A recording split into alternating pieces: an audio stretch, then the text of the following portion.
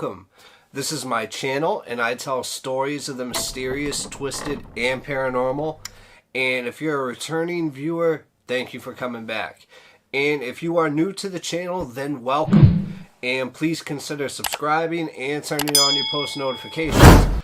But also get ready, because as of now, we're about to go on a journey, and as we do, we're about to slip into a mind that's not our own. So let's go.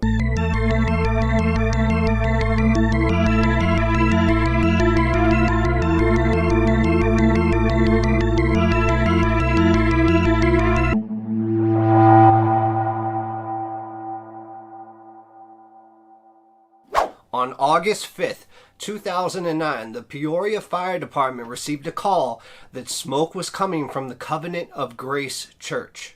Now, Peoria is just west of Phoenix, Arizona in Maricopa County. You know, it's a quiet city and quite beautiful. However, in 2009, it became the starting point to an investigation that, according to detectives, would uncover one of the most vicious, hideous murder cases in the history of Phoenix. Now, there was this white man who was 46-year-old Terry Neely, and he was riding around in this motorized wheelchair when he approached a 33-year-old African-American woman named Angela Simpson. And she was outside of her West Phoenix apartment smoking a cigarette on August 2nd, 2009. Angela, at that time, barely knew who Terry was. All she knew was that he lived nearby at an assisted living center. And during the conversation, Terry was boasting about how he was actually a police informant, PI, and further indicated how he snitched on someone who Angela knew. And it was someone that she felt was a good and righteous person. Now, in Angela's mind, there were only two types of people that she believed deserved to be killed. And one of those two types of people were child molesters, okay? And the other one was police informants. So she viewed Terry as nothing but white trash and a horrible person for becoming a police informant. Now, Angela used a little bit of her charm and invited Terry over to her apartment to get intimate and to do other things like drugs. And of course, Terry was excited for this offer and followed Angela Simpson as she led him to her apartment, which was apartment number 201. And once they were in the apartment, Angela stood in front of Terry and very slowly approached him. Now, at this point, Terry thought they were about to get intimate, and he could not take his eyes off of her. And he was in anticipation of the future events that were about to happen. But when she stood directly in front of him, Angela gave him a hard slap right across the face. Now, at this point, Terry just yelled out in pain as he was knocked to the side in his wheelchair. And at this point, Angela moved behind the wheelchair and pushed Terry until he was in front of a wall-length mirror. And she did this because she wanted him to witness everything she was about to do to him. Now, from here, Angela grabbed a tire iron from her room and repeatedly beat him over the head until the blood was flowing down from his head and he began to lose consciousness. And that's when Angela spotted some pliers on the kitchen table. So she grabbed them and demanded Terry, who was almost unconscious at this point, to open his mouth. But Terry could not comply because from all the blows to the head, it left him dazed and confused, just withering in pain. So she grabbed his head and forced it back, and then with her other hand, she pulled out his teeth with pliers one by one as Terry just screamed in pain in tremendous horror. So at this point, his head was still soaked in blood, and now there was even more blood dripping from his toothless mouth. And at this point, he was barely alive, and he slipped down from his wheelchair onto the floor. And then from the same table where the pliers were, there was also a hammer and a 3-inch nail. So Angela grabbed the hammer and nail and drove the nail into Terry's skull as he moaned in excruciating pain. And then the blood from his mouth wounds drained down into his throat, causing him to cough up blood. Now, at this point, you could imagine that Terry just wanted to get out alive, and he had enough.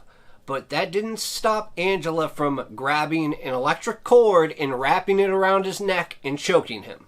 Now, we're at the point where Terry is lying on the floor, barely alive, and I'm sure he just wanted to do nothing but leave and never come back to where this awful woman lived. But he would not get the chance to leave because while laying down, Angela finished him off by slicing his throat and stabbing his body repeatedly. So after killing him, Angela stood over his dead body that was soaked in blood, and she was faced with a problem on now what to do with the body. And she realized at that moment she was not going to be able to move it alone. So she did something that you probably saw in a movie before. And she grabbed an electric saw and dismembered the body. Now, Angela's adrenaline at this point allowed her to completely remove Terry's torso.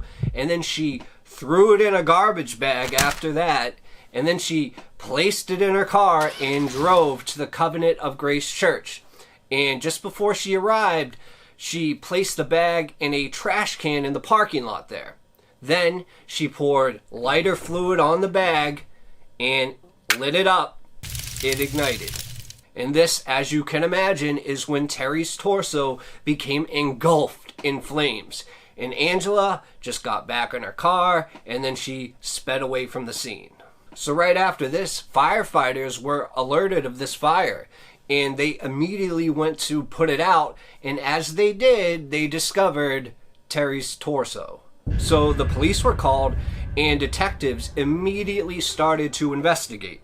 And a little later on, they found Terry's electric wheelchair outside a West Phoenix apartment, and detectives at this point could not establish a connection between the torso and the wheelchair, nor did they have any leads at this point.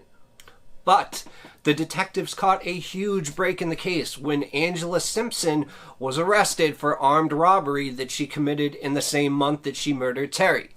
So the police went to her apartment to search for more evidence. And upon entering, they discovered that it was all cleared out. But all that remained was this very strong smell of bleach. So this is when the police were able to find blood evidence that matched the DNA of the torso that was caught on fire.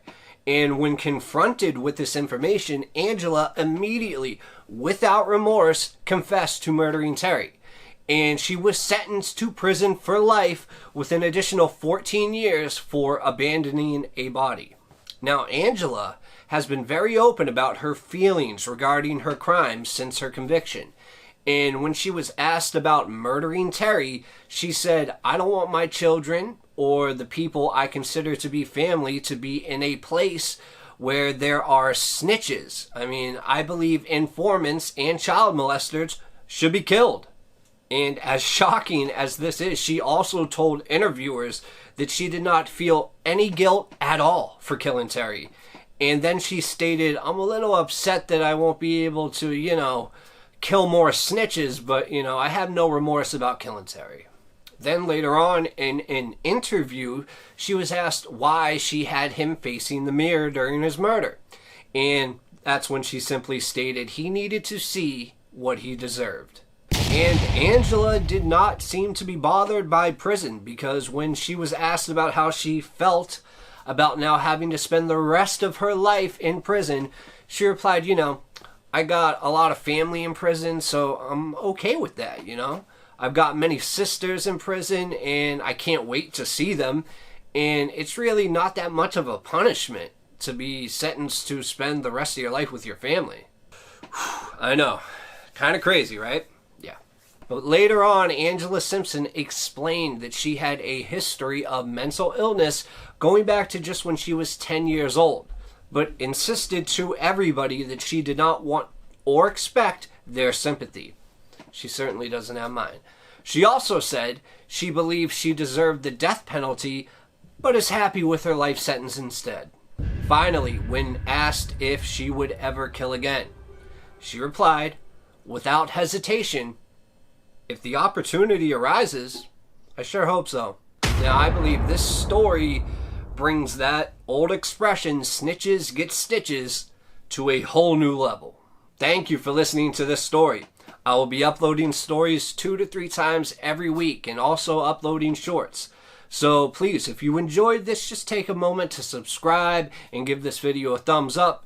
And most importantly, share this to everybody you know. At least share it to 1 or 2 people, a family member, a friend.